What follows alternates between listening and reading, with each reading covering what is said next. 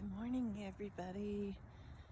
I haven't done a video in a while, and I'm out for my morning walk. It's been kind of crazy since we've been home. I'm going to try to just make this very quick because we have a busy day today. We've had some ups and downs since we have been back from Ohio and recovering from surgery. We're going slow, and yesterday was our second day with physical therapy, and I really love the team that we are working with so far at Advent Health. It's like neurology, sports rehab, I guess, place. And then today we have occupational therapy. So we will see how it goes. And one thing that I'm observing in the process of all of this as a caregiver and my relationship with my daughter as her mom. And, you know, sometimes it just takes the right situation and people and the right communication for everything to make sense. And even though I have no idea how things will come together at the end of this, we're going to do our best, and the goal is to just not crash, not have too much malaise, post-exertional malaise, and learning how to do that without just going straight to bed and doing nothing, and what we can manage, and working with doctors and nutrition and everything. And that's just part of the journey. But a lot of it is where your mind is at too, because I think fear, limiting beliefs, and what you tell yourself is really, really powerful. And so letting go of that and reminding yourself that there's no expectations, there's no regardless of what's going on, you're going to be okay. And I guess the way that I look at it, I don't have a chronic illness, but I am not unfamiliar with pain at all. I guess the difference is mine, my pain and my health issues I've had in the past healed over time. I figured out a lot of things that were driving my obesity and my pain, chronic pain. And I had to do the same thing. I had to go slow and had to figure out what I could do. And I recovered. But in the middle of all of that, I often wondered, am I going to be obese forever? When I had things that would flare up in my body. I had problems with my feet, my hips, pain that restricted my movement, chronic headaches, a lot of things that were really wrong.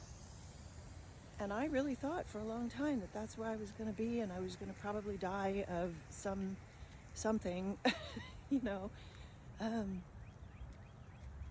But that is not my story. But as I began the process of applying and working with a doctor, Dr. Eric Westman, he runs an obesity medicine clinic out of Duke University, and Adapt Your Life Academy. And he's been doing this a long time. And he said, that his protocol works by and large for everybody, and it works the first time, every time, that it's prescription strength. So that's what you need, right? You don't want to take a medicine that doesn't work. You don't want to do a protocol that doesn't work. And I'm like, oh, great. I've heard this before. Everybody's selling something and whatever. And I just wasn't sure, but I took a chance. and it worked for me. And I have moved forward in my educating myself and even becoming more healthy and more fit than I was even a year or two ago, in terms of building muscle and all of that. So what I'm trying to say is that in the process of that, when I finally shed enough weight and more importantly, when my pain started to get better, my sleep was still really bad. It took 2 years for my chronic insomnia to get better and for headaches to resolve. And I had things that healed that I didn't even expect, like with my eyes, a lot of things. And sometimes there's things going on inside your body that you may not be aware of that are healing, and you have to be patient.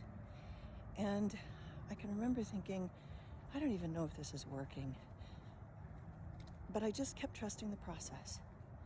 So it's really hard if you're working with doctors, or you don't have a doctor, or you don't have a medicine, and you don't have help of anybody that can say, yeah, I know how to fix this. I mean, this is kind of where I've been as a caregiver, trying to help my daughter when she has been really bad. But I can tell you, she is much better,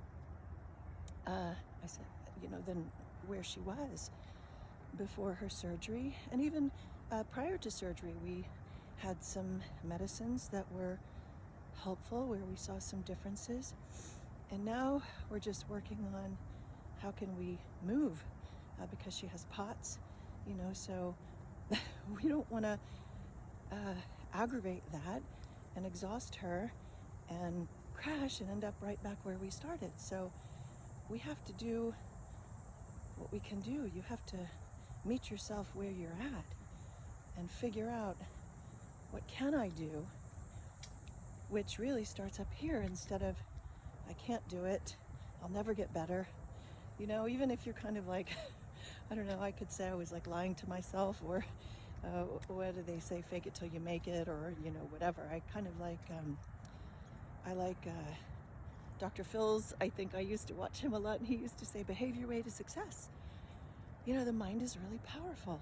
It's kind of like a kid, children that might skin their knee or get a little cut or something, and or even maybe ourselves, like you don't even realize it until you look down and you're like bleeding, and then all of a sudden it hurts, right? So you're like maybe unaware of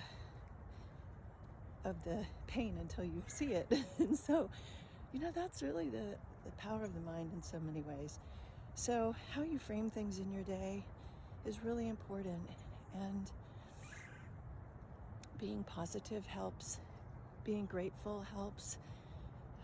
It's really hard not to focus on the illness and the pain when that's all you have and all you feel, and where you've been for years. What else do you focus on? Well, I guess my philosophy is, if I was tackling something through my journey, is like, well, I'm not gone yet, so